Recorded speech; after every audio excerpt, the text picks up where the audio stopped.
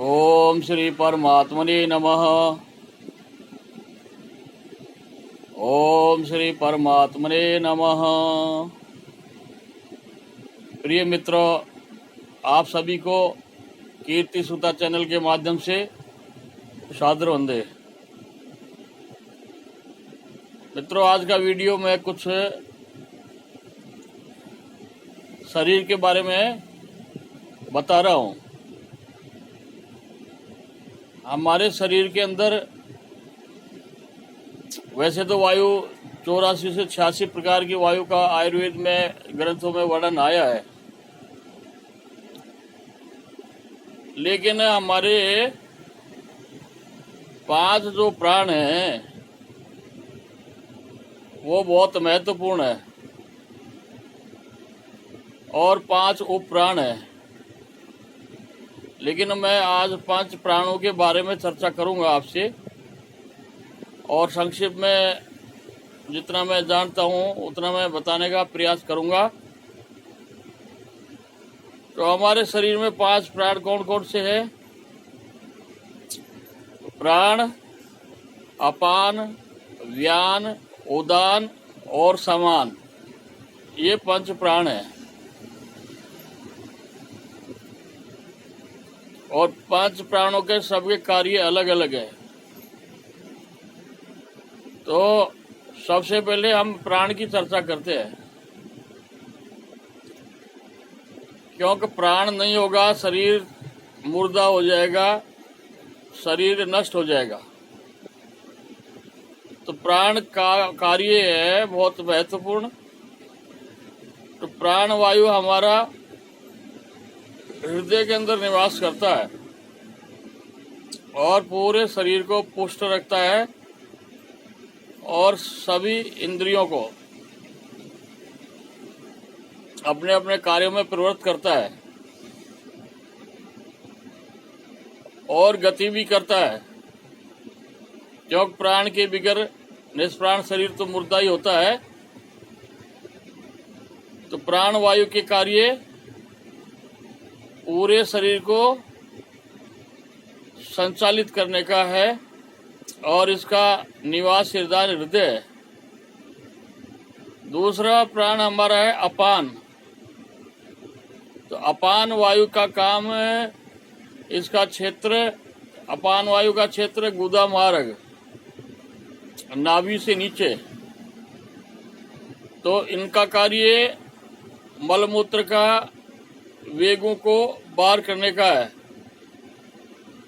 और पाचन क्रिया में भी सहयोग करता है और शरीर के अवशिष्ट पदार्थों को बाहर निकालता है। तो अपान वायु विकृत होने से भी अनेक रोग उत्पन्न होते हैं। अब दूसरा वायु है समान, तीसरा वायु समान। तो समान वायु का कार्य नाभि क्षेत्र में है और वो खाए हुए अन्न का विधिवत पाचन भी करता है और इसका विचारों पर भी प्रभाव पड़ता है। और समान वायु विकृत होने से अनेक प्रकार के रोग भी पैदा शरीर में हो जाते हैं। और चौथा वायु जो है, चौथा जो प्राण है वो है उदान वायु। तो उदान जो प्राण है, उदान जो वायु है, वो हमारे कंठ में स्थिर रहता है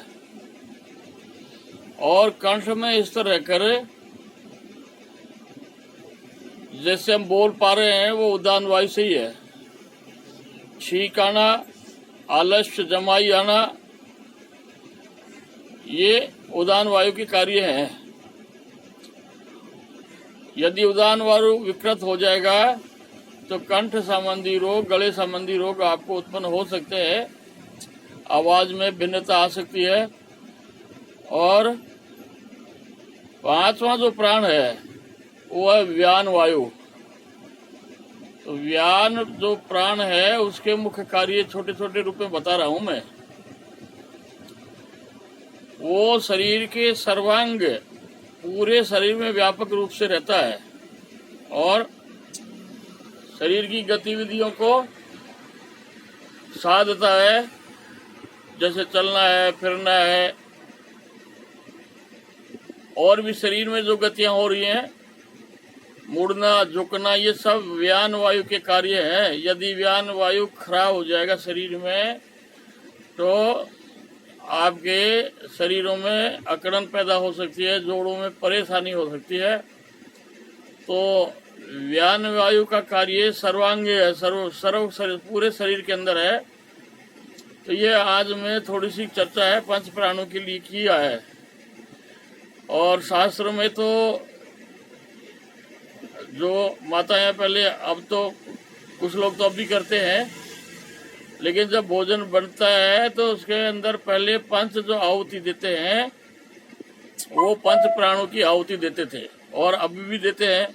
ओम प्राणाय स्वाहा, ओम उदानाय स्वाहा, ओम व्यानाय स्वाहा, ओम समानाय स्वाहा, ओम प्राणाय स्वाहा। इस तरह से प्राण, अपान, उदान, समान, व्यान की आहुति भी देते हैं, जिससे क्या है कि हमारे जाने अनजाने में छोटे मोटे पाप हो जाते हैं, वो नष्ट हो जाते हैं।